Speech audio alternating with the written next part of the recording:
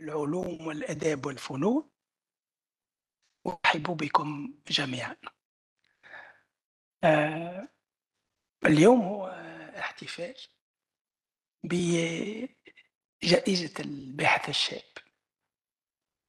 نحب بالمناسبة هذه آه، نشكر اللجان اللي عملت على تحكيم الملفات واللي أسندت هذه اللجان 4 جوائز في الفروع التالية: العلوم الإنسانية والاجتماعية، اختصاص قانون خاص،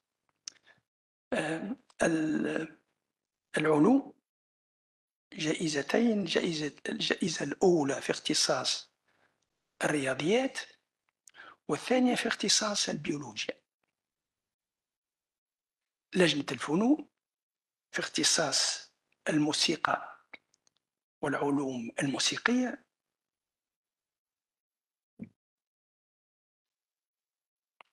وحجبت هذه اللجان في الدورة لجائزة في اختصاص الإعلامية. يشرفني أن أهنئ جميع الباحثين الشبان الفائزين، وأقول لهم أن في العادة كل من تحصل على هذه الجائزة فكان له مستقبل باهر في المواصلة. أتقدم إليهم بأحر التهاني راجيا لهم مزيد التألق البحثي والعلمي، وأرجو إلى جميع المترشحين الذين لم يسعفهم الحظ في نيل الجائزة السنة هذه النجاح في مسيرتهم البحثية. أشكركم جميعا، وأحيل الكلمة إلى رؤساء اللجان، وأبدأ بالترتيب هذا. قسم العلوم الإنسانية، رئيس لجنة العلوم الإنسانية والاجتماعية هو الأستاذ فوزي محفوظ. زميلي صديقي، الكلمة لكم.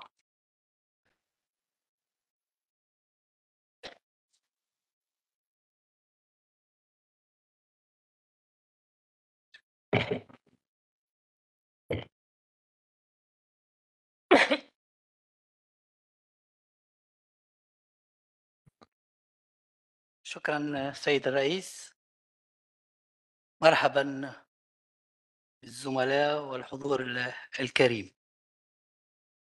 إذن استنادا إلى المقرر الصادر عن السيد رئيس المجمع المتعلق بتعيين لجنة الباحث الشاب لسنة 2024 وهي الدورة الرابعة،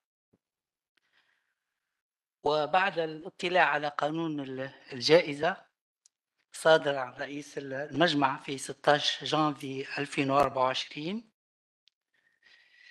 تلقت لجنة جائزة الباحث الشاب الذي تم تكوينها في قسم العلوم الإسلامية في قسم العلوم الإنسانية والاجتماعية 4 مطالب أو 4 ترشحات. الترشح الأول في اختصاص للسيد محمد قطاطة. الملف الثاني للسيد عاطف سالم، اختصاص تاريخ حديث وتراث. والملف الثالث للسيد حلمي الغزواني، اختصاص تاريخ معاصر. والملف الرابع للسيدة رجاء عمار، اختصاص علوم الإعلام والاتصال. وتكونت اللجنة التي تنظر في الملفات والترشحات من الأساتذة الآتي ذكرهم: السيدة كلثيم المزيو الضرعي، وهي أستاذة تعليم عالي اختصاص قانون. سيدة حميدة البور، أستاذة محاضرة في علوم الاتصال. سيد بشير يزيدي، أستاذ تعليم عالي باختصاص التاريخ المعاصر. والسيد عبد الحميد هنية، أستاذ تعليم عالي اختصاص مودرن، ايش يقولوا، حديث.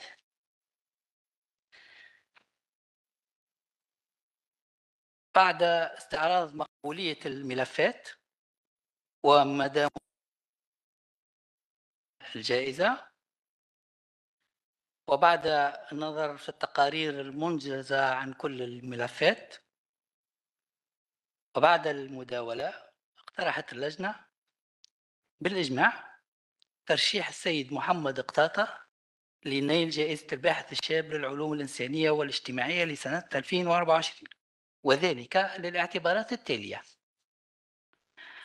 أولاً، أن السيد محمد قطاطة كان متميزاً في مسيرته الجامعية منذ السنة الأولى للتعليم العالي التي نجح فيها بملاحظة حسن، وتواصل هذا التميز واستمر، حيث كان دائماً وأبداً الأول في الدفعة التي ينتمي إليها، وهو عضو ناشط في وحدة البحث للقانون التجاري والعولمة. له عديد المقالات المنشورة والمساهمات في الملتقيات العلمية سواء بتونس أو بالخارج. له كتاب منشور في دار الأرماتون سنة 2020: Droit du marché financier et droit des contrats, contribution à l'étude de l'opération de marché en droit tunisien et français. وتم نشر هذا الكتاب في باريس كما قلت سنة 23. وهذا الكتاب هو في الأصل الأطروحة التي أنجزت في إطار الإشراف المزدوج بين الأستاذ أحمد عمران من جامعة صفاقس والأستاذ تيري بونو من معهد البحوث في قانون الأعمال بجامعة السوربون أساس. وقد تحصل على ملاحظة مشرف جدا مع تهاني لجنة المناقشة والتوصية بالنشر. ورغم صعوبة هذا الموضوع، تمكن الباحث من المقارنة بين القانون التونسي والقانون الفرنسي، بين التشريع المتعلق بالعقود والتشريع المعني بالسوق المالية، بين مجلة قديمة هي مجلة العقود والالتزامات التي لها أكثر من قرنين من الزمن وعرفت خلالها تطورات وتنقيحات متتالية، وبين قانون السوق المالية الذي لم يتبلور إلا في سنة 1982. ولذلك يمكن اعتبار كتاب السيد محمد قطاطة إضافة ومساهمة فعلية في تطور العلوم القانونية، وهو أداة مستقبلية للباحثين، منجم من المعلومات لكل المهنيين سواء قضاة، محامين أو مشتغلين بالمسائل المالية، وهو يعد الآن مرجع لكل الطلبة. ولذلك اختارت اللجنة أن تسنده الجائزة. هذا وتتوجه اللجنة بجزيل الشكر وكل عبارات التشجيع إلى كل المترشحين الذين لم يسعفهم الحظ، ولكنهم قدموا ملفات محترمة وبذلوا جهدا كبيرا من أجل الحصول على هذه الجائزة، فترى اللجنة أن تسند لهم كل عبارات التشجيع.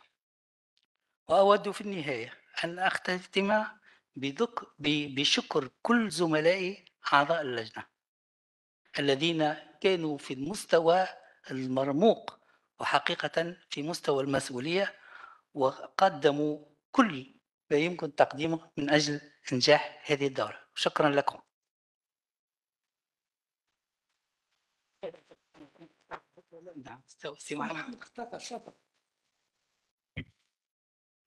مبروك.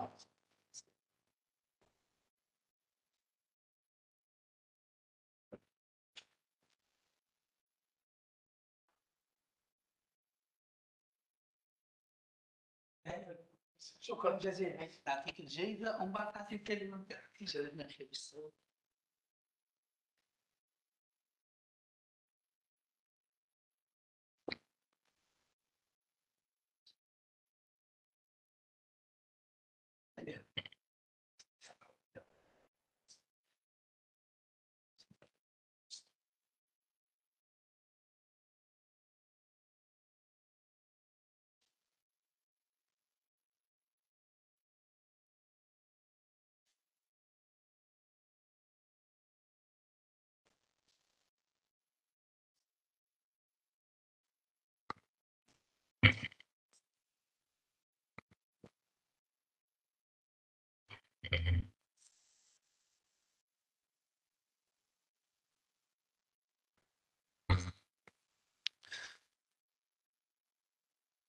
Monsieur le Président de l'Académie tunisienne des sciences, des lettres et des arts Beit el-Hekma, Messieurs les membres de l'Académie tunisienne Beit el-Hekma, Madame, Messieurs, je suis très fier de recevoir aujourd'hui le prix Jeune Chercheur 2004 en sciences humaines et sociales, attribué par la prestigieuse Académie tunisienne Beit el-Hekma. Et je souhaite exprimer ma profonde reconnaissance aux membres du jury qui m'a décerné ce prix, à tous les membres de l'Académie et particulièrement à son président, le professeur Mahmoud Benhamdan, qui m'a fait l'honneur de cette cérémonie dont je garderai longtemps le souvenir ému. J'adresse également mes très sincères remerciements à mes deux directeurs de recherche, M. le doyen Ahmed Omran et M. le professeur Thierry Bonneau, ainsi qu'aux membres de mon jury de soutenance de thèse. Je saisis cette occasion solennelle également pour adresser mes plus vifs remerciements à toute ma famille. Je pense notamment à ma mère pour ses sacrifices inconditionnels, à mon épouse Fatma, ici présente, qui n'a cessé de m'encourager dans les moments les plus difficiles. Mes remerciements s'adressent aussi à tous ceux qui m'ont aidé tout au long de mon parcours universitaire, notamment le professeur Abdelraouf Loumi, ainsi qu'à ma grande famille, la faculté de droit de Sfax, et son doyen, le professeur Mohamed El-Santini. Madame, Messieurs, permettez-moi tout d'abord, avant de passer à l'exposé de mes recherches, de vous présenter un bref survol sur mon parcours universitaire. Après avoir eu mon baccalauréat à section mathématiques en 2004, j'ai choisi de poursuivre une carrière de juriste. L'amour du droit et des sciences juridiques m'a permis d'exceller dans ce parcours par l'obtention en 2008 de ma maîtrise en droit et en 2010 de mon diplôme de master de recherche en droit privé. Sur cette même voie d'excellence, j'ai soutenu en 2022 à l'université Paris-Panthéon-Sas, Paris 2, ma thèse de doctorat avec la plus haute mention, très honorable, avec félicitations du jury et recommandations de publication. Et effectivement, la thèse a été publiée en 2024 par les éditions L'Harmattan. Je saisis d'ailleurs cette occasion pour remercier l'éditeur. En 2024, oui, j'ai été lauréat du concours national de recrutement des maîtres assistants en droit privé et sciences criminelles, et je suis actuellement maître assistant à la faculté de droit de Sfax. Madame, Messieurs, la thèse qui a eu l'honneur aujourd'hui d'être distinguée par le prix Jeune Chercheur de l'Académie Beit el-Hekma est intitulée Droit du marché financier et droit des contrats, contribution à l'étude de l'opération du marché. Elle constitue l'aboutissement d'un long parcours de recherche dont je souhaiterais revenir brièvement sur ses principales étapes avant d'en exposer les résultats obtenus. D'un point de vue économique, il n'est nul besoin de souligner l'importance prise par les marchés financiers dans l'économie contemporaine. Le financement par le marché financier est un critère de modernité et de développement d'une économie. L'évolution, voire la révolution qu'a connue le système financier français, par exemple, depuis le milieu des années 80, réside précisément dans ce qu'on a appelé la marchéisation des circuits de financement. De sa part, le marché financier tunisien semble être placé sur la même voie. L'explosion des marchés un droit nouveau, le droit des marchés financiers. Cette nouvelle branche du droit a gagné du terrain, surtout avec la crise de 2008, qui, tout en confirmant l'incapacité des marchés à s'auto-réguler, légitime l'existence d'un droit du marché financier. C'est dans cette confrontation, justement, avec le droit civil que doit s'analyser ce droit. Parce que de cette confrontation apparaîtra sa véritable nature, ses éventuelles racines et ramifications, ou, au contraire, sa sécession avec les droits plus généraux. Notre recherche conduit à une rencontre originale, celle de deux acteurs a priori fort éloignés. D'un côté, le droit des contrats, conçu par les rédacteurs du Code civil français et du Code des obligations et des contrats tunisiens, à la une des rapports essentiellement bilatéraux qui dominaient dès le début du XIXe siècle. De notre côté, les marchés financiers, qui sont développés bien plus tard, dans la seconde moitié du XXe siècle, et surtout à partir des années 80, se sont aujourd'hui imposés au sein d'une économie capitaliste, vibrant au rythme de leur succès, de leur crise et de leur mutation constante. Ainsi, cette divergence de génération entre le droit des contrats et le droit des marchés financiers s'est doublée d'une divergence de conception. Sommes-nous donc face à un divorce entre un droit noble méritant seul l'intérêt du juriste et un droit abandonné à la pratique que l'on peut délaisser? Certainement pas. Le domaine financier entretient avec le contrat d'anciennes et d'étroites relations, dans la mesure notamment où le contrat est l'instrument juridique de réalisation du marché financier, puisque le retrait de l'État, qui caractérise le libéralisme, a fait assurément place au contrat. Les défis étaient nombreux sur le chemin de notre recherche. Pour mener à bien une telle étude, il ne suffit pas d'être un bon juriste. Encore faut-il être un bon financier et un habile technicien. Cela n'est pas étonnant dans la mesure où le marché financier apparaît bien souvent comme un monde à part, avec ses usages, son langage et ses règles souvent ésotériques pour un néophyte. Chercher le civil dans le commercial et le commercial dans le civil est une tâche, c'est vrai, difficile, mais très passionnante. D'ailleurs, la conjonction de coordination et employée dans l'intitulé de notre étude sert à exprimer plusieurs types de rapports. Accords, combinaisons, addition, intersection, rapprochement, ou encore opposition, éloignement et rupture. Le droit du marché financier est une matière de plus en plus subtile et de plus en plus changeante. Elle est en perpétuel mouvement en raison non seulement de l'inflation et de l'éparpillement des textes régissant la matière, mais aussi et surtout en raison de l'avènement des nouvelles technologies. Je parle de l'intelligence artificielle, des robots advisors, la blockchain, le big data, les fintech, etc.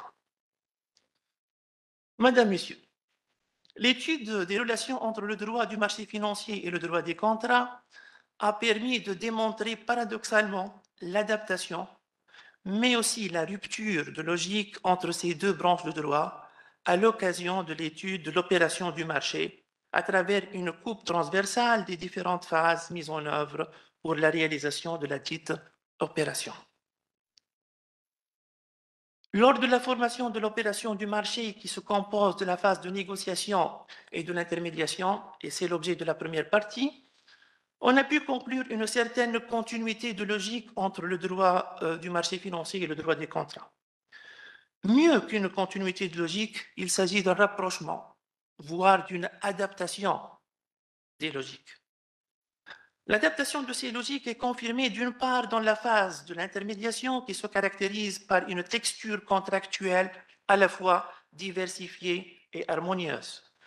Cette base contractuelle solide fonde la relation entre n'importe quel investisseur et son intermédiaire en bourse. L'adaptation des logiques est confirmée d'autre part dans la phase de négociation. Malgré le fait qu'une partie de la doctrine moderne française surtout a essayé de présenter une lecture non contractuelle de l'opération du marché. La mise en œuvre de la négociation conforte l'idée de la contractualisation de l'opération du marché.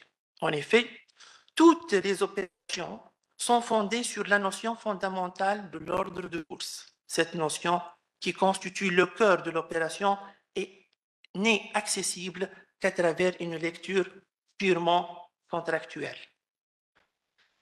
Les idées classiques relatives à la formation du contrat, telles que l'offre, l'acceptation, l'échange de consentement, la personnalisation des rapports contractuels, etc., ont pu s'adapter aux nouvelles exigences du marché financier qui a fourni le substitut à ces notions fondamentales en faisant recours à l'objectivation des consentements, à la dépersonnalisation des rapports contractuels, à la standardisation des contrats, etc.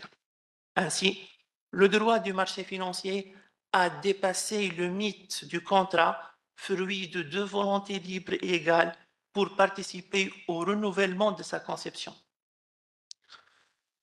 L'étude du dénouement des opérations du marché, objet de la deuxième partie, se proposait de démontrer une rupture de logique. Une rupture de logique entre le droit du marché financier d'une part et le droit des contrats et la théorie générale des contrats d'autre part. Marché au comptant, le marché financier tunisien a mis en lumière une question difficile, celle du transfert de propriété des titres dématérialisés. La loi relative à la dématérialisation des titres, adoptée surtout pour assurer la fluidité du marché et de faciliter la circulation des valeurs mobilières, a supprimé les titres papier en les remplaçant par une inscription en compte auprès de l'intermédiaire habilité. Leur transmission s'effectue dès lors par simple virement de compte à compte. Ce nouveau régime de transfert de propriété des titres cotés coupe catégoriquement avec le régime de droit commun de la vente.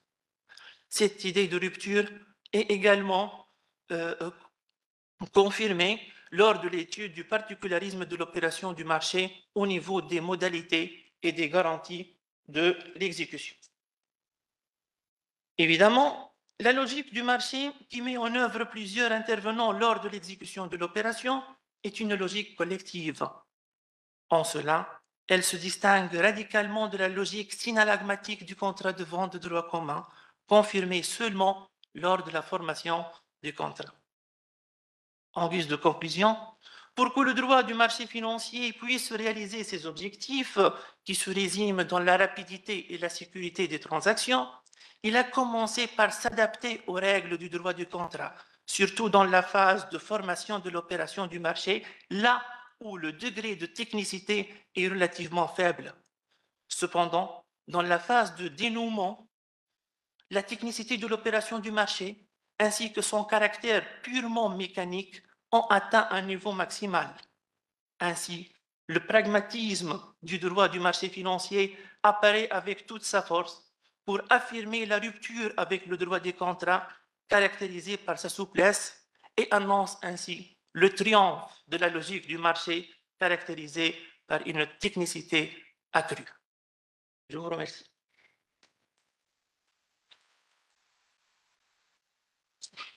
Bravo, c'est Mohamed Akhtata.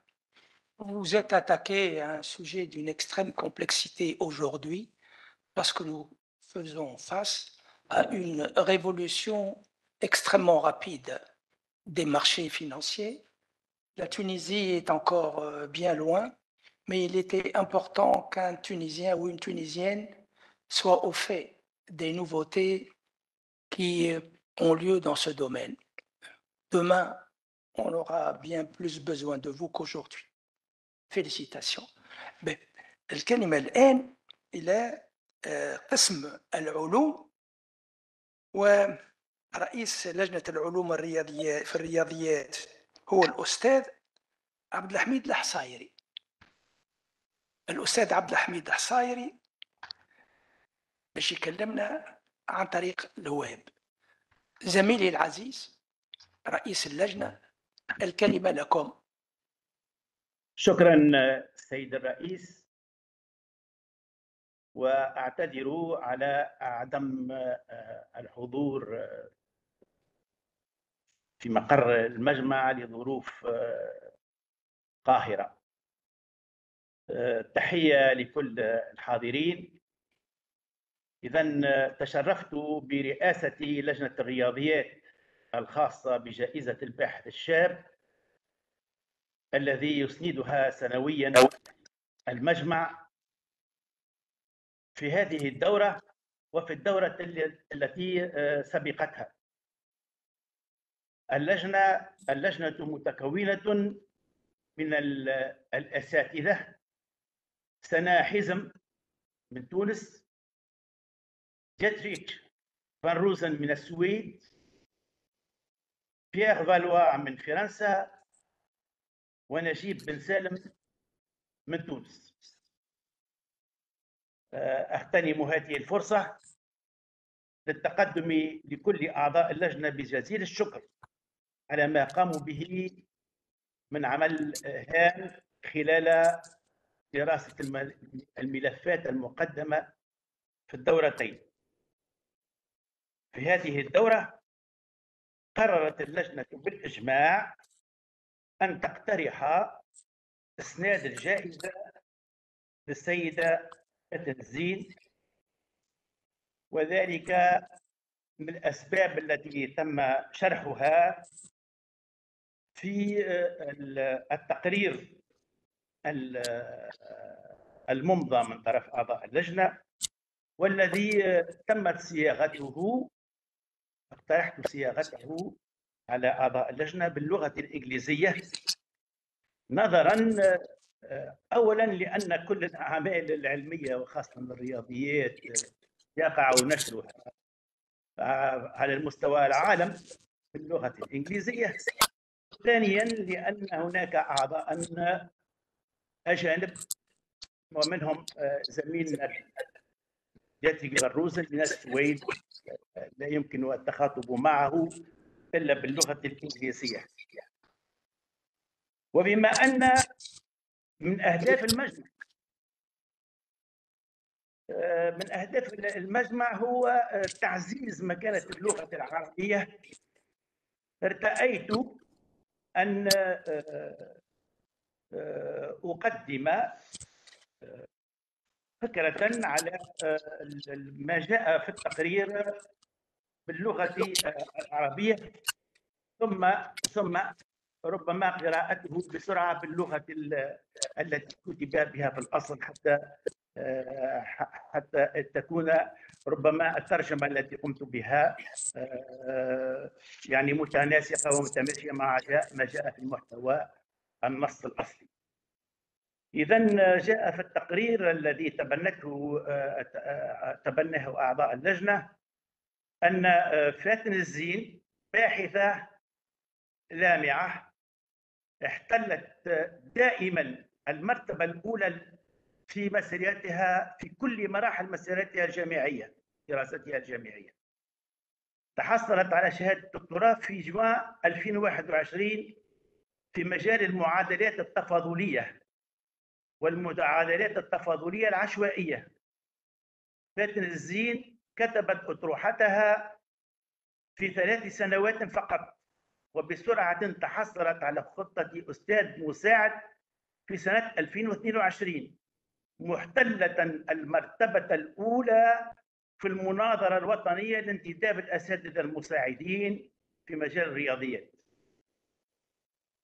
عدد منشوراتها العلمية مرتفع، 19 في مجلات مختصة ثنائية التحكيم من صنف Q1 و Q2، معناتها المجلات في قيمتها المجلات العلمية في الرياضيات مصنفة في حسب المستوى متاعها، وهي تنشر في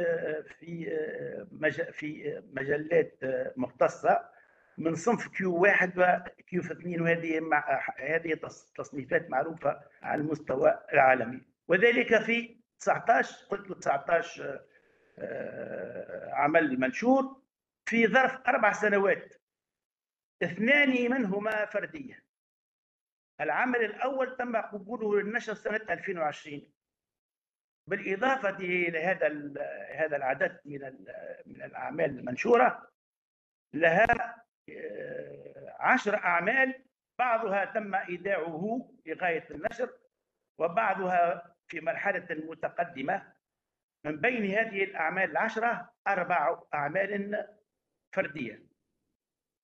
فاتن قامت بتأطير أطروحة ماجستير وقدمت عدة محاضرات في تونس وخارج تونس، 3 في الجزائر، 1 في المغرب، 1 في جنيف، كما قضت فترتين في إسبانيا مع الأستاذ كارابيلا، كانتا مثمرتين. مجال بحوث فاتن الزين هو تحليل الاستقرار الجزئي للمنظومات العشوائية المتغيرة خطيا مع الزمن، وكذلك المنظومات العشوائية المنتظمة أسيا. الإطار العام هو أساسا المعادلات الكلاسيكية المسيرة بالحركة البرونية. الأدوات التي اعتمدتها في بحثها تتمثل في تقنيات دوال ليابونوف وامتدادات نظرية جرومويل. يعني في الختام رأت اللجنة أن فاتن الزين لها ملف ممتاز جدا، وأنها جديرة بنيل جائزة المجمع في مجال الرياضيات. لو سمحتم أقرأ باللغة الإنجليزية التقرير الذي اقترحته على اللجنة وصادقت عليه. So, report on Fatin Zin's application. Fatin Zin is a brilliant person who ranked first throughout her university studies. She obtained her thesis in June 2021 in the field of ordinary differential equations and stochastic differential equations. Fatin Zin wrote her thesis in just 3 years and quickly obtained the position as assistant professor, maître assistant, in 2022, ranked also first in the National Assistant Professor Recruitment Examination. The number of articles published is very high, 19 in peer-reviewed journals Q1, Q2 in 4 years, 2 of which are individual, and the first was accepted in 2020. Furthermore, she has 10 papers in the pipeline or already submitted, for 4 of which are individual. Fatin has supervised a master thesis and given a few conferences in Tunisia and outside Tunisia, 3 in Algeria, 1 in Morocco, and 1 in Europe, in Geneva. She spent 2 periods in Sevilla, in Spain, with Professor Carabello, which proved to be fruitful, as 9 of 19 articles were published in collaboration with him. Fatin Zin's fields of research is that of partial stability analysis of linear time varying perturbed stochastic system and the practical uniform exponential stability of stochastic perturbed system. The framework is namely that of classical stochastic differential equation driven by a Brownian motion. The tools are Lyapunov functions techniques and the extension of Programmer-Lemma. In conclusion, Fatin has a good record and has all qualities needed to win the Tunisian Academy of Sciences, Letters and Arts Young Researcher Prize in 2024 in mathematics. So this was the report. هذا كان إذن النص الأصلي الذي تم إرساله إلى إدارة المجمع. تهنئة الخاصة لكل المترشحين في كل المواد الذين تحصلوا على جوائز المجمع، مع الشكر. فاتن الزين باش تقدم لنا أشغال بالبث المباشر. فاتن تفضل، مرحبا بك. السلام عليكم. يسعدني ويشرفني المشاركة معكم اليوم للاحتفال بفوزي بجائزة الباحث الشاب دورة 2024 اختصاص رياضيات، ويؤسفني عدم الحضور لظروف خاصة جدا. أتقدم بالشكر الجزيل للمجمع التونسي للعلوم والآداب والفنون بيت الحكمة على تشجيع الشباب على البحث العلمي وتحفيزهم على الامتياز والإبداع. إن الحصول على هذه الجائزة يعد وسامًا عزيزًا في مسيرتي وحافزًا لبذل المزيد من الجهد في تطوير البحث العلمي. كما أتوجه بخالص الشكر والتقدير لكل من أعضاء اللجنة على الوقت والجهد الذي قدموه في قراءة وتقييم الملفات. والآن يسعدني أن أقدم لكم عرض مختصر الفرنسي للتعريف بنفسي وبنتائج البحوث العلمية. Donc,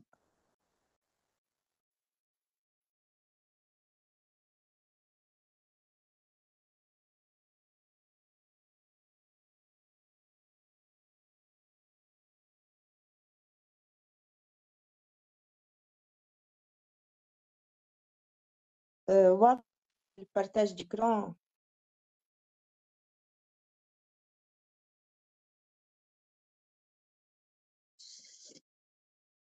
واضح أستاذ.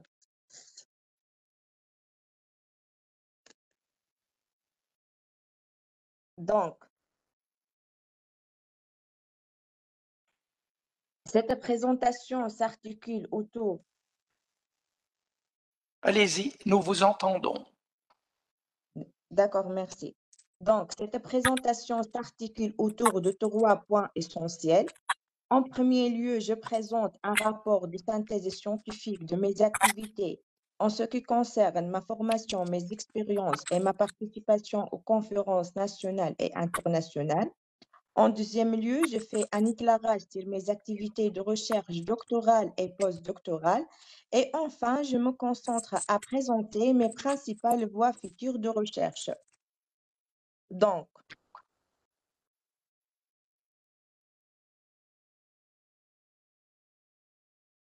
au début, il est important de dire quelques mots sur ma scolarité. En fait, j'ai obtenu mon diplôme de licence en mathématiques appliquées depuis juin 2016, mon diplôme de master en octobre 2018.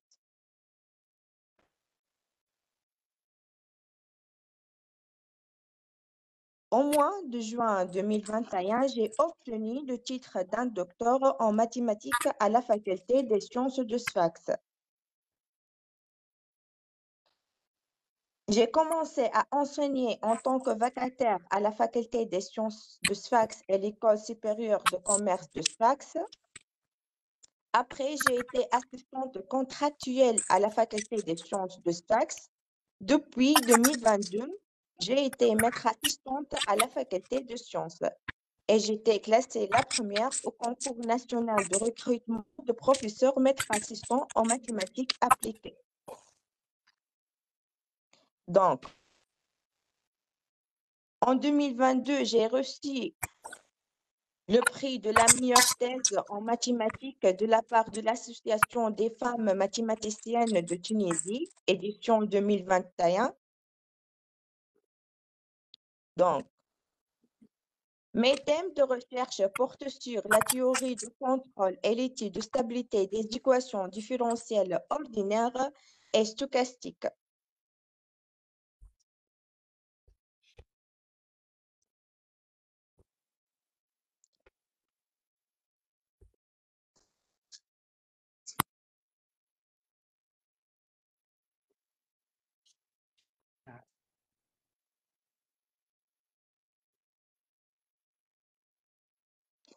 Donc, en ce qui concerne, il y a un problème. Donc, en ce qui concerne mes activités de recherche, elles ont débuté depuis mon travail de master avec différentes communications dans des colloques et workshops, aussi bien nationaux qu'internationaux. Donc, Tunisie, Genève, Maroc, Algérie. Aussi, des participations au congrès aussi bien nationaux qu'internationaux.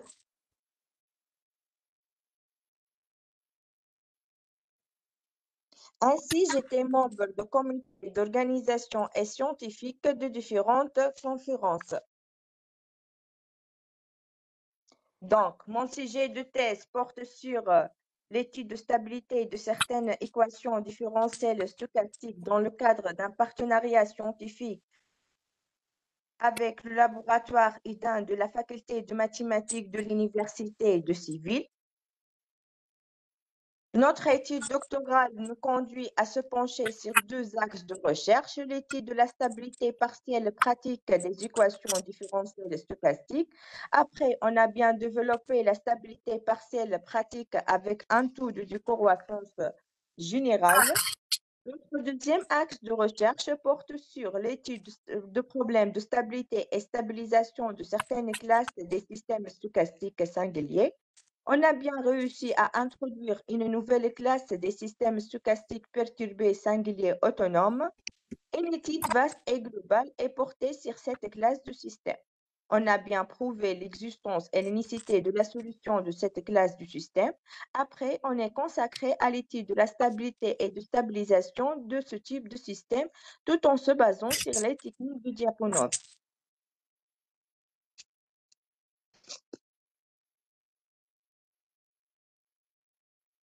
Après, tous nos résultats trouvés ont été étendus dans le cas non autonome. Donc, beaucoup de résultats ont été prouvés lors de cette étude doctorale. L'aboutissement de ces résultats a conduit à un certain nombre d'articles scientifiques donnés par cette liste.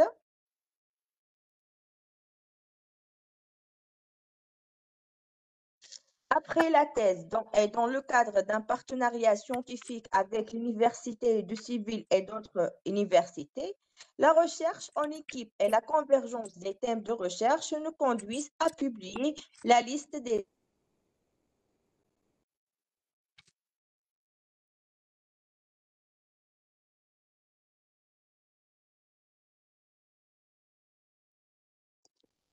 Donc, notre premier axe de recherche consiste à étudier la stabilité partielle des systèmes stochastiques. En fait, certains modèles ne vérifient pas les propriétés de stabilité par rapport à toutes les variables. Cependant, c'est très intéressant d'analyser s'il est encore possible de prouver certaines propriétés de stabilité par rapport à une partie des variables. C'est en fait la stabilité partielle. À titre de motivation de notre sujet de travail, on considère deux modèles mécaniques suivants. On commence par le modèle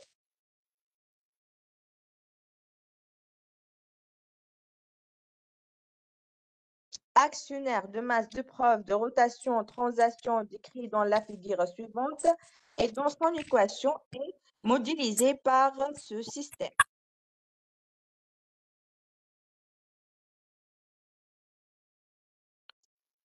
Donc, en fait, la position angulaire de la masse de preuve en rotation θ tend vers l'infini pour t tend vers l'infini. Et donc, ce système, elle est instable dans le sens classique, c'est-à-dire par rapport à toutes les variables, mais elle est stable par rapport à une partie des variables. Donc, on considère maintenant le système mécanique suivant, c'est le système Biel-Manivelle décrit dans cette figure et dont son équation est modélisée par cette équation. Même le système mécanique Biel-Manivelle, elle est instable dans le sens classique, c'est-à-dire puisque la position angulaire θt tend vers l'infini pour t tend vers l'infini, donc elle est instable, mais elle est stable par rapport à la variable θ.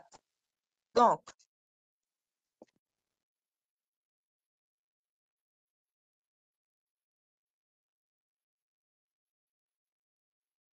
dans notre étude, on s'est intéressé principalement à l'étude de la stabilité des équations différentielles stochastiques. Les systèmes stochastiques sont décrits par des équations différentielles stochastiques, les UDS, qui diffèrent des équations différentielles ordinaires ODU modélisant les systèmes déterministes. Contrairement aux UDU, les UDS contiennent deux termes, la dérive pour l'évolution du temps et la diffusion pour l'action du mouvement brownien. Par la suite, on considère l'équation différentielle stochastique suivante et on introduit maintenant ces connotations.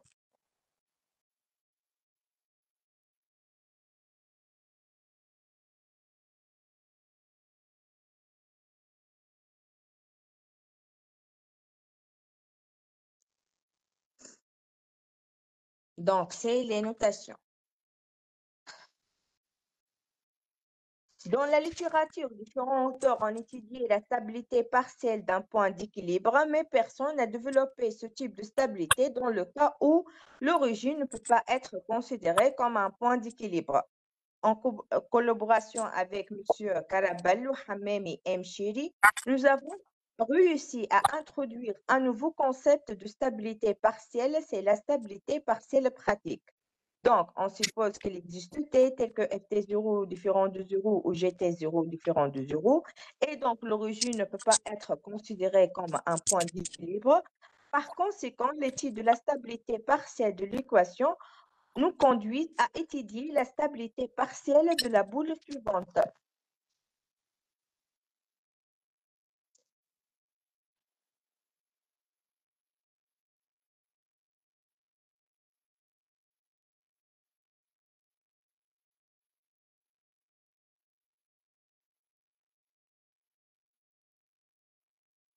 La boule BR, elle est globalement uniformément exponentiellement stable, presque sûre par rapport à l'état Y, si l'inégalité suivante est satisfaite, et le système, il est globalement uniformément pratiquement exponentiellement stable, presque sûr par rapport à Y, s'il existe une boule, telle que la boule, elle est globalement uniformément stable, presque sûre par rapport à l'état Y. Les solutions de l'EDL sont dites globalement uniformément bornées en probabilité si les inégalités suivantes sont satisfaites. La méthode de Lyapunov, c'est un outil très puissant pour l'étude de problèmes de stabilité partielle des UDS. En se basant sur cette approche, nous avons bien prouvé la stabilité partielle pratique exponentielle presque sûre et ce résultat est traduit par le théorème suivant.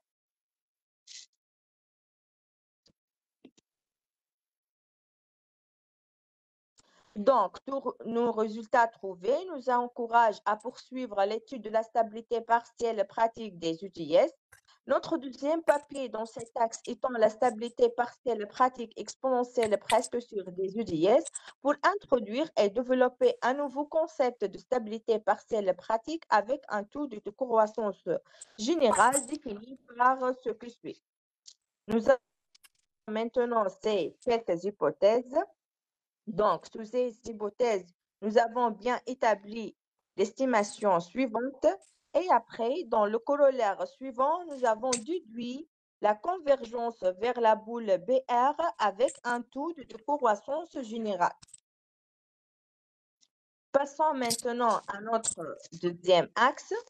Donc, notre deuxième étude est consacrée au système stochastique singulier, aussi appelé les équations différentielles algébriques stochastiques. Ces systèmes présentent de nombreux avantages car ils permettent une représentation beaucoup plus générale des systèmes que la forme classique non singulière. Donc, on considère maintenant le système singulier linéaire autonome suivant où E et A sont deux matrices constantes avec E une matrice singulière. Donc, comparativement au système standard, les systèmes singuliers sont capables de décrire d'une façon plus générale les systèmes, ainsi de mieux modéliser certaines classes du système physique. Un exemple pratique est présenté ci-après, c'est l'exemple du circuit électrique, circuit RLC, décrit dans la figure suivante.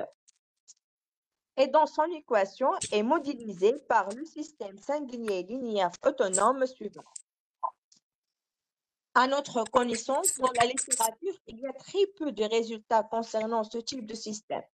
Donc, en collaboration avec Caraballo et Hamemi, nous avons eu l'idée de faire une combinaison entre la représentation stochastique sous forme du tout et la représentation déterministe sous forme des systèmes singuliers linéaires autonomes, qui nous a permis d'introduire une nouvelle classe de systèmes beaucoup plus large. Donc, on suppose que certains paramètres du système déterministe sont perturbés par un mouvement brownien et le système stochastique perturbé singulier a la forme suivante. Dans notre papier, nous avons défini la stabilité exponentielle en moyenne quadratique par ce que suit. Après, nous avons bien prouvé ce type de stabilité par le théorème suivant tout en utilisant les techniques de Lyapunov.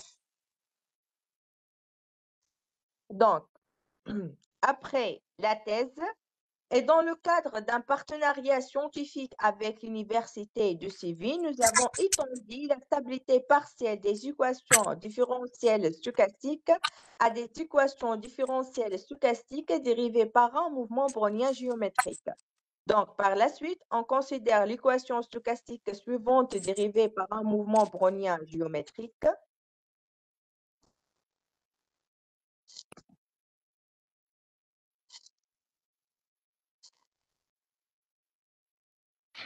Est-ce Dans qu'il notre vous faut, papier, nous avons s'il vous défini plaît, la stabilité partielle exponentielle en moment dit par ce qui suit. Et après, en utilisant les techniques de Diaponov, nous avons bien prouvé ce type de stabilité par ce théorème. est-ce que vous m'entendez? Oui, Est-ce que votre exposé va prendre encore beaucoup de temps? non, quelques minutes, juste une ou bien 2 minutes. Très bien. On Merci voudrait que beaucoup. vous alliez à l'essentiel dans la présentation de Juste vos une minute pour profils. terminer. D'accord.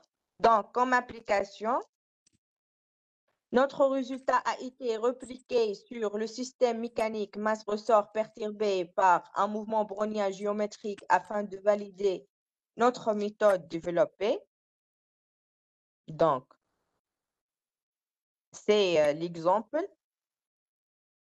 Nous avons bien réussi à prouver que le système mécanique masse-ressort est uniformément exponentiellement stable en moyenne quadratique par rapport à l'état X1.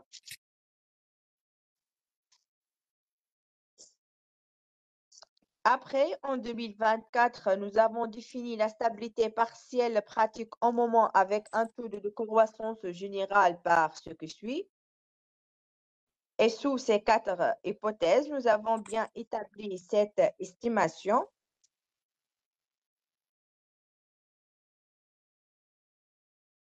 Et dans le corollaire suivant, nous avons déduit la convergence vers la boule BR en moment par rapport à l'état Y avec un taux de décroissance générale. Donc, finalement, mes principales voies futures de recherche sont essayer d'étudier le comportement asymptotique des systèmes stochastiques impulsifs avec et sans retard, l'étude de stabilisation des systèmes non linéaires stochastiques avec incertitude, ainsi essayer d'introduire une nouvelle classe des systèmes stochastiques singuliers dérivés par un mouvement brownien géométrique. Aussi, à mon avis, pour réussir à développer ces axes de recherche et d'autres axes, il faut participer à des montages de projets de recherche internationaux, ainsi essayer de resserrer des liens de mon université avec le monde pratique. Donc, merci pour votre attention. Merci infiniment, Bait El Hakma, et ce prix ne sera qu'une motivation pour mieux exceller dans ma carrière. Merci infiniment.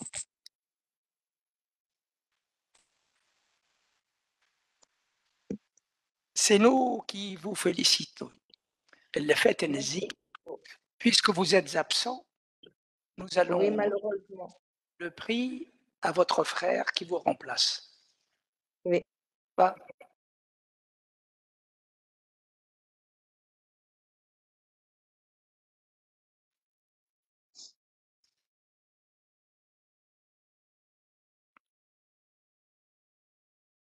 Et en l'absence du professeur Abdelhamid Lahsairi. C'est le chef du département des sciences qui, avec moi, délivrera le prix aux frères de Madame Faten Zine.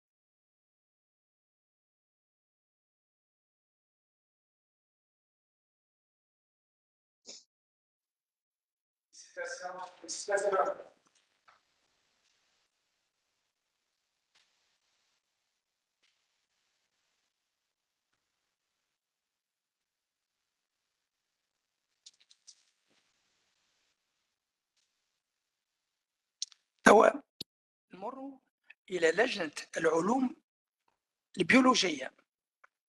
الأستاذة أمال حمزة الشافعي، مرحبا بك.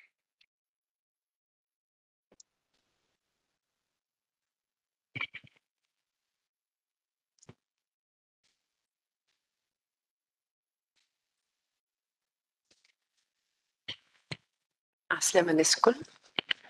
شكرا جزيلا سي محمود. أستسمحكم، سأتكلم باللغة الفرنسية تكون الحكاية أسهل بالنسبة لي.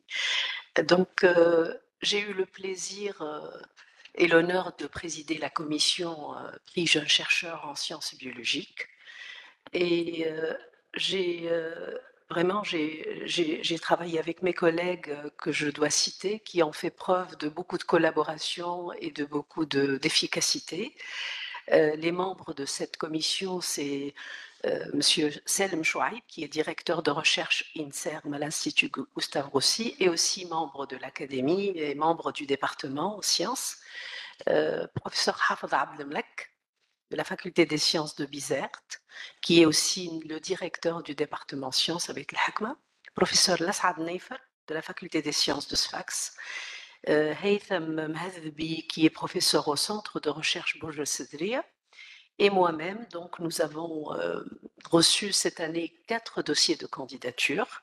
Il s'agit des candidatures de Madame Latifa Tounsi, Madame Olfa Breik, Madame Oula Abdelhedi et Sabrine Dhouiwi.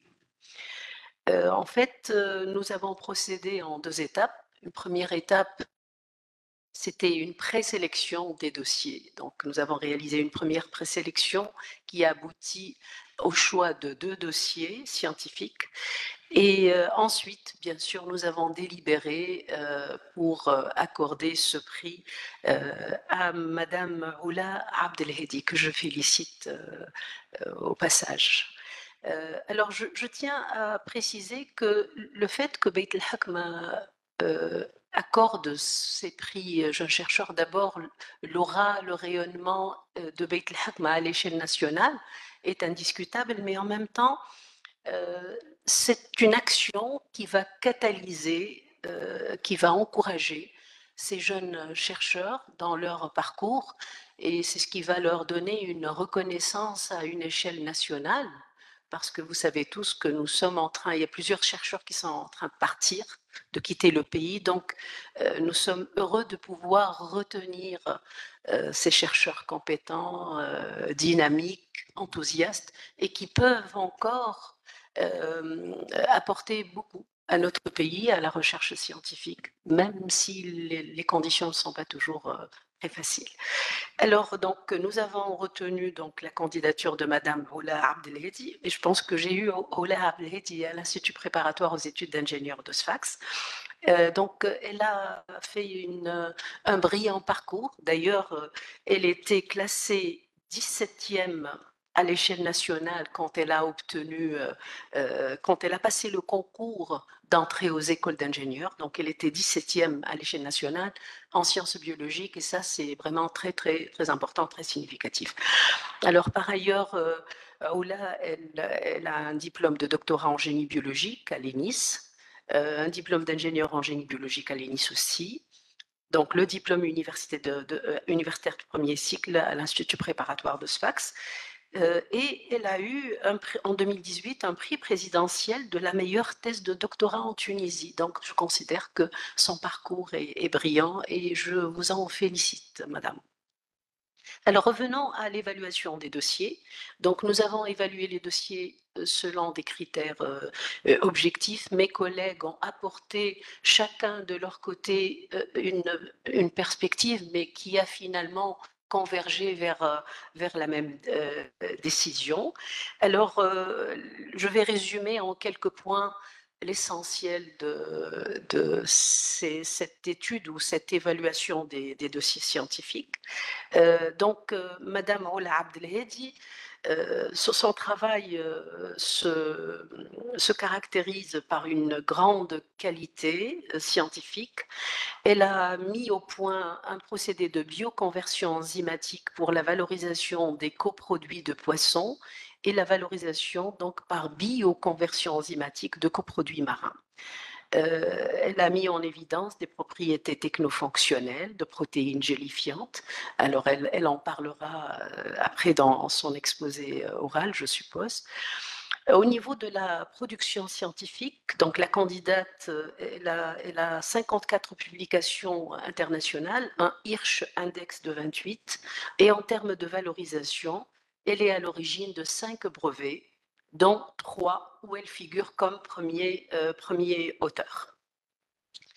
En plus, donc, avec ces 57 publications indexées dans le Web of Science, 91% de ces publications sont citées. Elles totalisent ainsi 1828 citations et affichent un impact de citation de 32,07. Ça, c'est remarquable pour quelqu'un de jeune comme Ola. Donc, ceci témoigne d'une influence significative dans son domaine. En outre, plus de 56% de ces publications figurent dans des revues de catégorie Q1. La lauréate, donc, elle est lauréate du prix présidentiel de la meilleure thèse. Donc, les membres de la commission étaient pratiquement unanimes concernant la décision d'accorder à Madame Ola Abdelhedi ce prix jeune chercheur en sciences biologiques. Alors, ce qui est aussi intéressant par rapport à son travail, c'est qu'au-delà de la qualité scientifique de la recherche qu'elle a menée, c'est l'impact, le côté valorisation de la recherche, parce que ça fait des années, notre pays a investi dans la recherche scientifique, bien sûr fondamentale, c'est nécessaire, mais avoir de la recherche appliquée, c'est très important, c'est stratégique pour notre pays parce que nous avons besoin de transformer ces résultats de la recherche en projets innovants, en une recherche appliquée qui va créer de la valeur, qui va permettre l'initiation de projets, d'entreprises, de start-up. Et ça, nous devons dorénavant nous inscrire un peu dans cette voie. C'est bien de faire de la recherche fondamentale, mais ensuite, il faut franchir le pas et aller vers la valorisation de la recherche. Et déjà, au niveau du ministère, nous avons toute une agence de valorisation de la recherche et notre collègue académicien Siched El Abdelli. Donc, il est à la tête de cette agence, l'agence de promotion, l'ANPR, Nationale de promotion de la recherche. Donc, pour conclure, l'académie et avec la commission des sciences biologiques accorde donc ce prix à Madame Oula Abdelhedi. Donc, je tiens à vous féliciter. Je vous souhaite beaucoup de succès pour la suite de votre carrière et je considère que vous correspondez à ce profil. Là, on s'attend vraiment à encore plus dans l'avenir et toutes mes félicitations encore une fois. Voilà, je vous remercie.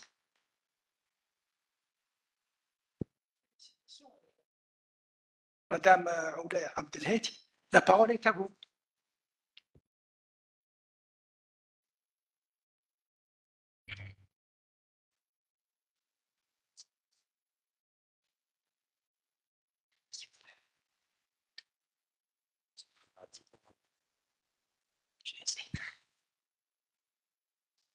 Donc, merci beaucoup. Je tiens tout d'abord à exprimer toute ma gratitude et ma reconnaissance pour Monsieur Mahmoud et Madame Emel. Donc, je suis très fière et très honorée d'être aujourd'hui parmi vous et parmi tous les messieurs et les madames qui sont présents aujourd'hui. Je suis très fière et très honorée d'obtenir un tel prix qui va m'encourager bien évidemment et qui va pousser davantage ma vision et aussi toute ma vision et les objectifs que je vise au cours de ma carrière professionnelle, aussi bien sur le plan recherche que sur le plan implication à la valorisation des travaux de recherche que Madame Emel a déjà mentionné à l'échelle industrielle.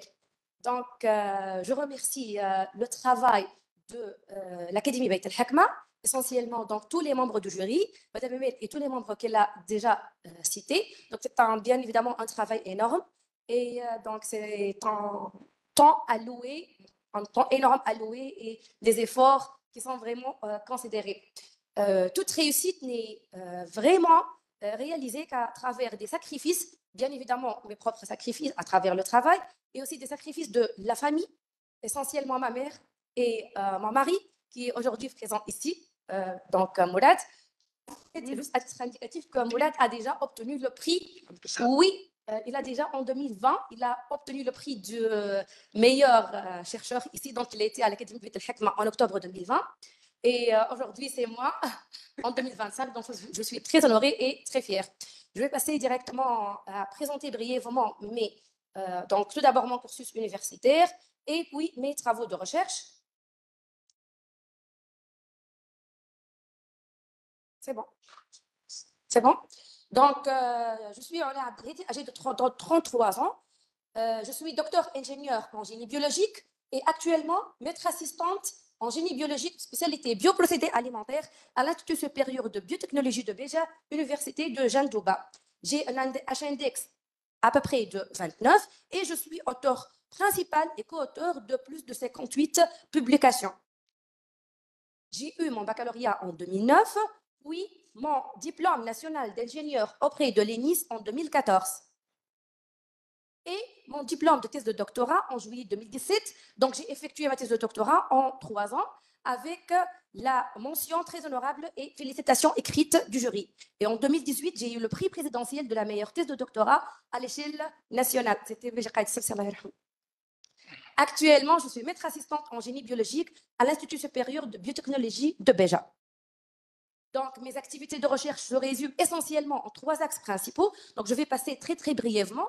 Le premier thème vise à la bioconversion enzymatique pour la génération des substances bioactives. Ce sont les biopeptides à travers la valorisation des viscères de poissons, des coproduits de poissons. C'était les viscères, la peau, la tête et le cartilage.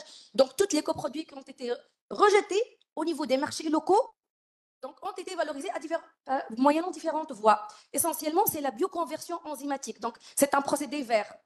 En fait, le fait de libérer des peptides qui sont des séquences courtes à travers des protéines était généralement par voie chimique, qui n'est pas éco-friendly. Par contre, le procédé mis au point était à travers des enzymes qui sont biologiques et qui sont éco-friendly et qui sont aussi safe pour nous. Le deuxième thème porte sur les procédés d'extraction des biopolymères à intérêt alimentaire, essentiellement la gélatine. Et le troisième thème, c'est la modification physico-chimique des protéines par l'obtention de produits de haute valeur ajoutée.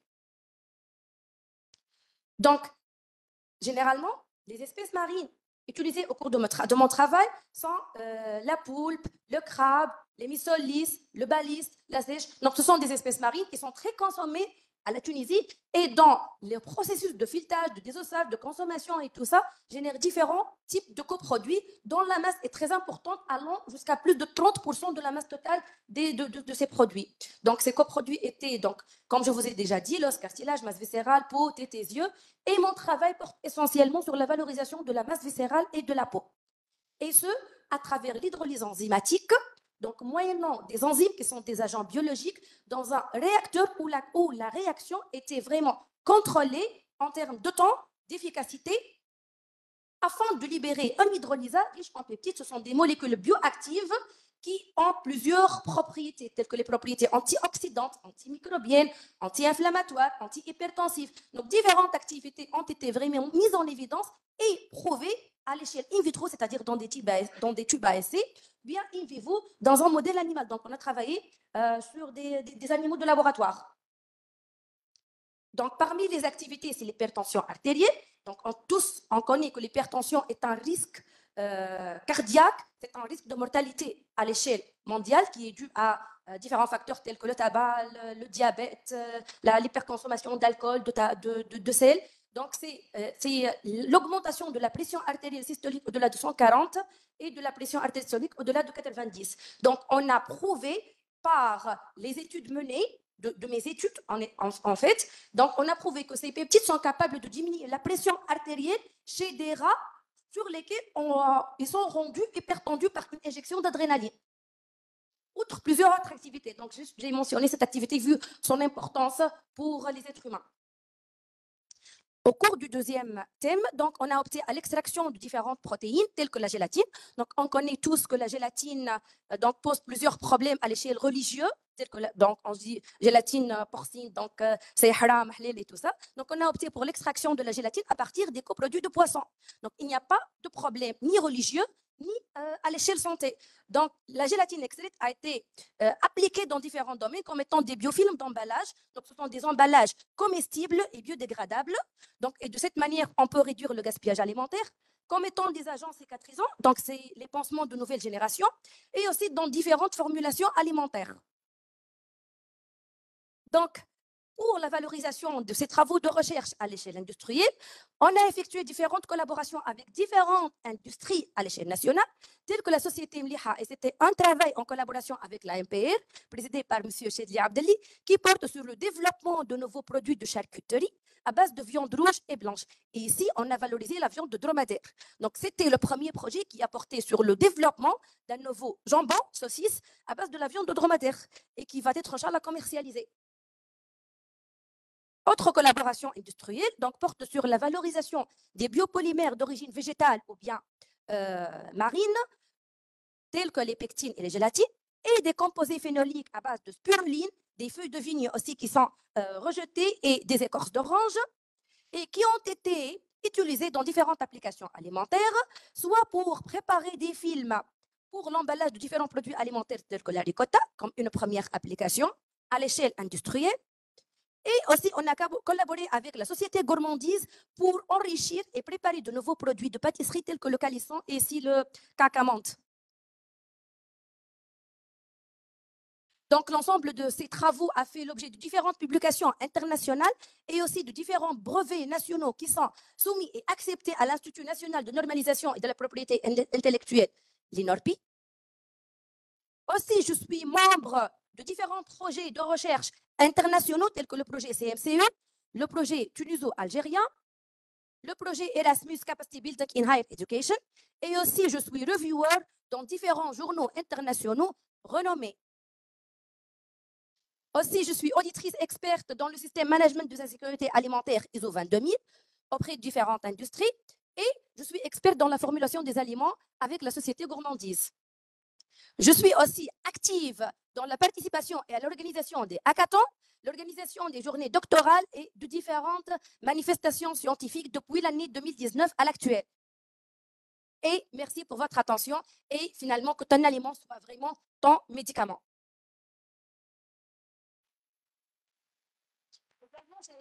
J'ai préparé une petite vidéo qui dure 4 minutes, donc qui présente essentiellement les équipements et donc 4 minutes si ça ne vous dérange pas. 4 seuls. Je me présente, Ola Abdelhedi, docteur ingénieur en génie biologique, spécialité bioprocédés alimentaires.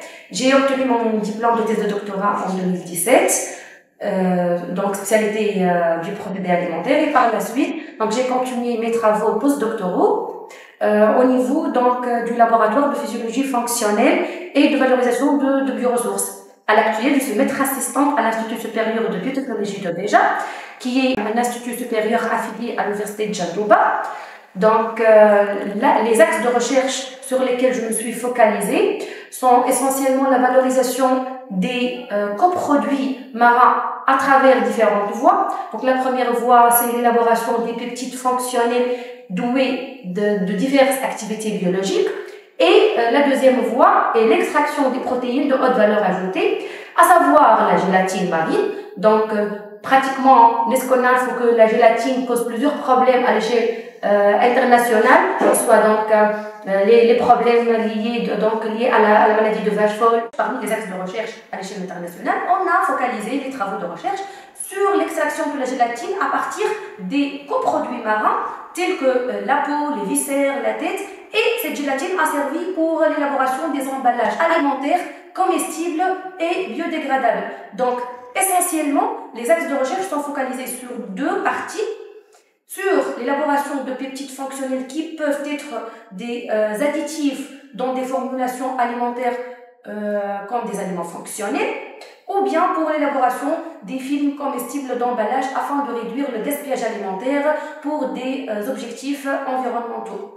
Sinon, les peptides élaborés peuvent servir comme étant des compléments alimentaires, outre leur ajout dans des formulations alimentaires, donc peuvent être utilisés comme étant des compléments alimentaires pour prévenir de diverses maladies, telles que les maladies cardiovasculaires, telles que l'hypertension, le diabète, ainsi de suite. Donc, pour savoir est-ce que ces peptides sont vraiment efficaces in vivo, donc on a testé leur efficacité sur des rats Wistar, donc ce sont des animaux de laboratoire qui sont rendus par exemple hypertendus ou bien qui sont rendus diabétiques afin donc de concrétiser l'efficacité de ces peptides sur des organismes vivants.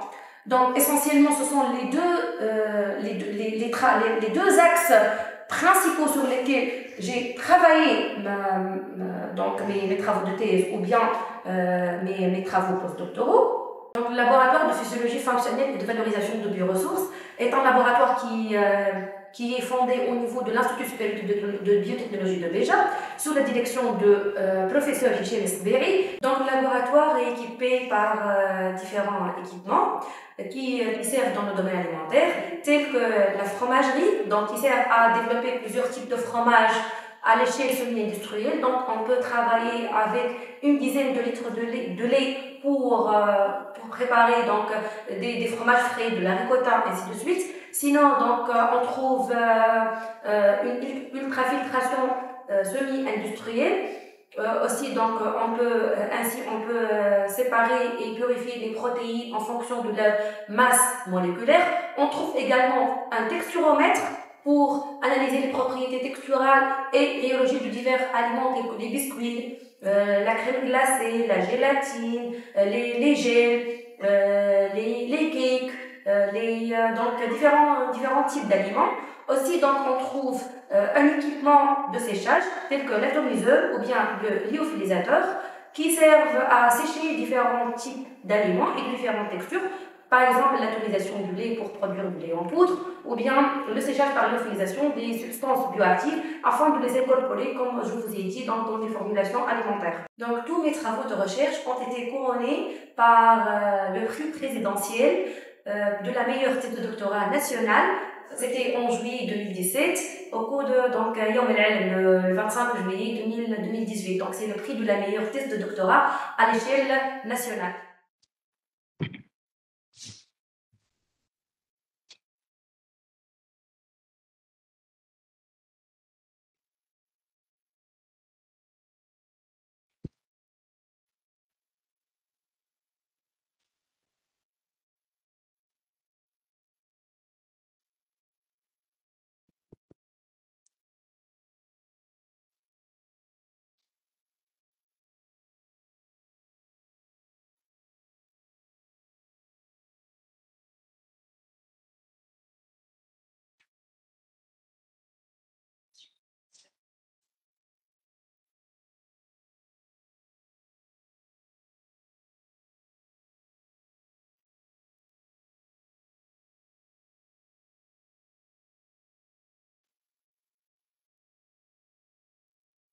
اللفاقة البجاوي قسم الفنون. مرحبا لك. Et Aïchik. Merci beaucoup, Monsieur le Président. Avant tout, je vais vous présenter donc les membres de notre comité pour le jury du prix Jeune Chercheur en art pour la session 2024. Donc, les membres de ce jury ont été désignés par le président de l'Académie sur proposition des membres du département des arts. Donc, ce comité il est composé comme suit. Donc, professeur Fekher Hakima, Université de Sousse, Institut supérieur de musique. Professeur Ahmed Khoueja, Université de Tunis, Faculté des sciences humaines et sociales de Tunis. Tous les deux étaient rapporteurs de ce comité. Et le professeur Mahmoud Ktat, membre de l'Académie, professeur Kamel Benouanes, membre de l'Académie et membre de ce comité. Et moi-même, donc Faïq Abjewi, que j'ai eu l'honneur donc et le plaisir de présider ce comité. Pour le département des arts, donc nous avons eu 2 dossiers de candidature pour le prix donc du jeune chercheur en art. Donc 2 candidatures nous ont été soumises, à savoir un dossier de Madame Aïcha Khalfaoui et un dossier de Monsieur Mohamed Enis Hamadi. Tous 2 portant sur le domaine de la musique et de la musicologie. Donc, suite à l'examen des 2 dossiers et à la lecture des rapports rédigés, et là je tiens à remercier infiniment les rapporteurs de notre comité.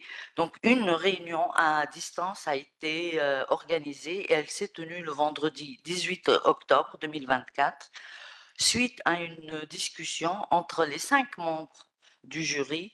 Donc, nous avons décidé de proposer M. Mohamed Enis Hamadi comme lauréat du prix du jeune chercheur en art pour la session 2024. Cette décision repose sur l'excellence de son parcours de recherche, marqué par une constance dans ses efforts scientifiques. Ses travaux se distinguent par l'originalité des thématiques abordées et l'impact significatif qu'ils ont eu dans le domaine de la musicologie, notamment à travers l'étude des manuscrits et les liens qu'il établit entre la musique, l'histoire et les sciences humaines. Je vous remercie.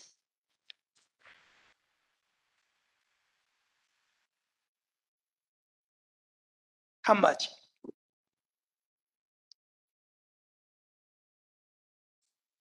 صباح الخير جميع الحاضرات والحاضرين معنا. أشكر في البداية بطبيعة الحال المجمع التونسي للعلوم والأداب والفنون في شخص رئيسه المدير العام دكتور محمود بن رمضان، رئيس بركة، رئيسه بالطبع، جميع إطاراته وجميع إدارييه، السادة الأساتذة الأكاديميين المشرفون على تسيير وتنشيط أقسامه العلمية، شكر موصول لهم على تشريفي بنيل جائزة الباحث الشاب في مجال الفنون، وشكر لهم على دعمهم المتواصل إلى الجميع الباحثين وخصوصا لاهتمامهم بالشبان ودعمهم على مواصلة عملهم، فلهم كل الشكر والتقدير وبمزيد النجاحات والتألق.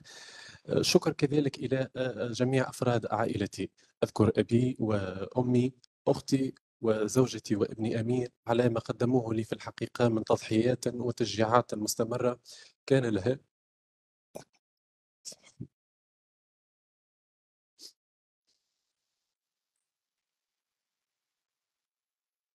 لها الفضل الكبير في حسن سير المشاريع العلمية المتواضعة التي قمت بها.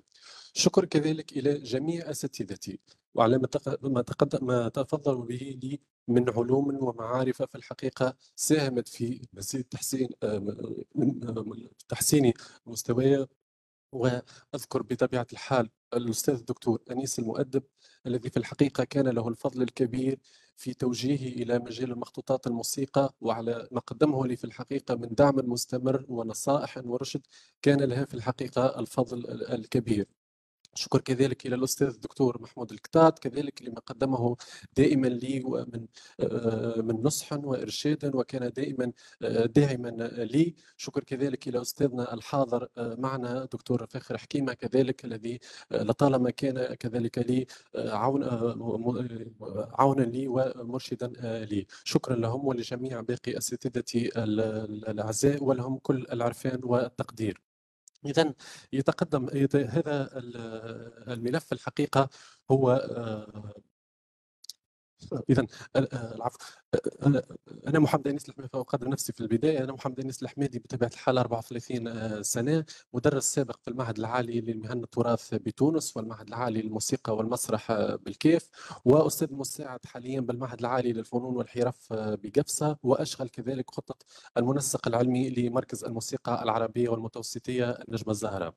هذا إذن الملف يتكون في الحقيقة من حصيلة المباحث التي أنجزتها وقمت بها منذ سنة 2017 إلى حدود سنة 2023، ويمكن في الحقيقة تقسيمه بطبيعة الحال نوعي إلى كتاب قمنا بإصداره يتمثل في تحقيق مخطوط حلية العروس وبسط النفوس، قدمه وقام بمراجعته وتصديره الأستاذ الدكتور أنيس المدب، وفي الحقيقة صدر عن المعهد العالي للموسيقى بتونس والمخبر الوطني للبحث في الثقافة والتكنولوجيا الحديثة والتنمية سنة 2022، وهو يتضمن في الحقيقة معلومات مهمة في خصوص واقع الموسيقى بتونس خلال نهاية القرن الثامن عشر وبداية القرن التاسع عشر، من خلال الحقيقة ذكر بعض الممارسات الموسيقية والطبوع الموسيقية في تونس وكيف كانت يقع اعتمادها كوسيلة علاج لبعض العلل، بالإضافة إلى تناول قراءة القرآن بالصوت الحسن وفضل الصوت الحسن في أداء الصوت الحسن. وفي الحقيقة اعتمدنا في تحقيقنا لهذا المخطوط بطبيعة الحال على النسخة المعروفة والأصلية الموجودة في دار الكتب الوطنية بتونس، وقمنا كذلك بالانتقال إلى القاهرة من أجل جلب النسخة الثانية المحفوظة هناك ونسخة مركز الموسيقى العربية المتوسطية نجمة الزهراء.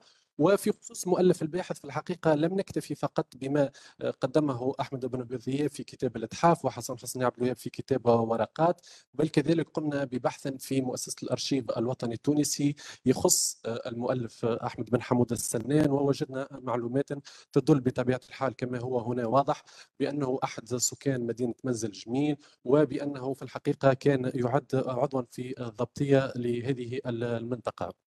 هذا بالإضافة إلى وثائق أخرى تخص يعني عائلته وغيرها، كان لها في الحقيقة دور مهم في مزيد التعريف بهذه الشخصية. ولم نكتفي كذلك بالأرشيف الوطني، وإنما قمنا ببحث كذلك في كل من المركز الوطني للتوثيق والمكتبة الوطنية بتونس من أجل البحث عن أثر لهذا المخطوط، ووجدنا له في الحقيقة يعني مقال صحفي وقع نشره على 3 مرات في مقال جريدة الصريح لصاحبها الهادي العبيدي، نشر بطبيعة الحال في كل من جانفي وفيفري 1951. هذا بالنسبة إذن للكتاب. وبالنسبة للمقالات العلمية المنشورة قمنا في هذه الفترة دكتور بنشر 12 مقالا من سنة 2017 إلى مؤخر 2023 تندرج تقريبا في 3 مجالات بحثية تخص بطبيعة الحال البحث في مخطوطات الموسيقى بتونس والعالم العربي والوثائق الأرشيفية، ومحور يخص ملامح المشهد الموسيقي بتونس والجزائر خلال كتابات الرحالة والإثنوغرافيين الأجانب، وترجمة الشخصيات الموسيقية التونسية. وهنا نلاحظ في المحور الأول كان هذا المقال الأول الصادر في مجلة البحث الموسيقي عن المجمع العربي للموسيقى يخص مصادر البحث في نوبات المألوف التونسي من بداية القرن التاسع عشر إلى تاريخ المعهد الرشيدي. تناولنا فيه تقديم نحو 30 مصدرا فيما يخص نوبات المألوف. أيضا نجد هذا المقال في خصوص تقديم بعض مخطوطات الموسيقى في القرن التاسع عشر، نشر في جريدة العمدة في جامعة المسيلة بالجزائر. مقال آخر تقريبا في نفس المجال كذلك يخص تقديم مخطوطات حكم السماع والموسيقى في الإسلام بتونس من القرن 17 إلى 19، نشر في سلسلة الأنوار بجامعة وهران 2. كذلك هذا المقال الذي نشر في المجلة العربية للأرشيف والتوثيق والمعلومات، وقمنا فيه ببحث استقصائي إن صحت العبارة في كل من مؤسسة الأرشيف الوطني التونسي عن أثر لمؤلف مخطوط مجموعة في فن الموسيقى السيد علي الحاج علي بن عبد ربه الفداوي، وكذلك إلى الضباط الذين أشرفوا على تأليف مخطوط غاية السرور والمنى الجامعة لدقائق الرقاق والموسيقى والغناء من خلال هذه الوثائق الخاصة بالعسكر التونسي. وتقديم كذلك مخطوط قراءة في مخطوط متعة السماع في علم الأسماع لأحمد الدفاشي، كذلك نشر في المجلة الجزائرية للمخطوطة. وفي الحقيقة علاوة على النسختين المعروفتين في عملية التحقيق التي قام بها أستاذنا السيد رشيد السلامي، نجد كذلك قمنا بمقابلة لما ورد في هاتين النسختين مع نسخة جديدة كذلك عثرت عليها في دار الكتب الوطنية بتونس. وبطبيعة الحال مقال آخر كذلك يخص تقديم مخطوط تراقيم نوبات المألوف التونسي الأربعة، وهو مخطوط كذلك يتناول التدوين والتراقيم الموسيقية الخاصة بنوبات المألوف التونسي الأربعة الأولى. وقع نشره في كتاب جامعي لمؤتمر علمي أشرفت على تنسيقه، وقام بتصدير كتابه الأستاذ الدكتور محمد مسعود إدريس، وعنوانه مخطوطات الموسيقى بالعالم العربي بين التحقيق والبحث والجرد البيبليوغرافي. إذن وبطبيعة الحال مخطوط تقديم كذلك هذا المقال الأخير والخاص كذلك بمخطوطات علم الموسيقى في القرن السابع، وهو الصادر عن دار المخطوطات العربية الكائن مقرها في اسطنبول. المحور الثاني كذلك سيد الرئيس إذن يخص كما قلنا ملامح المشهد التونسي بكل من تونس والجزائر من خلال كتابات الرحالة والإثنوغرافيين الأجانب، وفيه مقال صدر كذلك عن في كتاب جامعي عن جامعة الأغواط بالجزائر عنوانه صورة المشهد الموسيقي بالجزائر عند الإثنوغرافيين الفرنسيين والإنجليز في خلال القرن 18 و 19. ومقال ثاني كذلك يخص دراسة المشهد الموسيقي بكل من مدينتي وهران وتلمسان خلال الفترة الكولونيالية من خلال كتابات الرحالة. وبالنسبة لتونس قمنا بهذا المقال الذي كذلك تناولنا فيه دراسة الموسيقى الطريقة العيسوية في تونس خلال القرن 19 ومطلع القرن 20 في عيون الرحالة الأجانب. أما المحور الثالث والأخير الذي يخص ترجمة أعلام الموسيقى التونسية فتناولنا فيه في الحقيقة دراسة الأستاذ محمد التريكي من خلال مقال موسوم بعنوان محمد التريكي حياته ومقاربة لعلاقة اللحن بالنص الشعري في أغنية يم حرمتها، في كتاب صدر عن مركز الموسيقى العربية والمتوسطية النجمة الزهراء بتنسيق الأستاذ أنيس القليبي وإدارة الأستاذ أنيس المدب. ومقال أخير هو يخص ترجمة بطبيعة الحال الفنان عدنان الشواشي صدر عن هذه المؤسسة مؤسسة بيت الحكمة في الموسوعة التونسية المفتوحة. إذن هذه حصيلة هذه المباحث التي قمت بها، وعسى أن تكون هذه الجائزة بطبيعة الحال حافزا ومدعما لمواصلة المسيرة. شكر موصول للجميع وتحية أستاذ. شكرا لكم.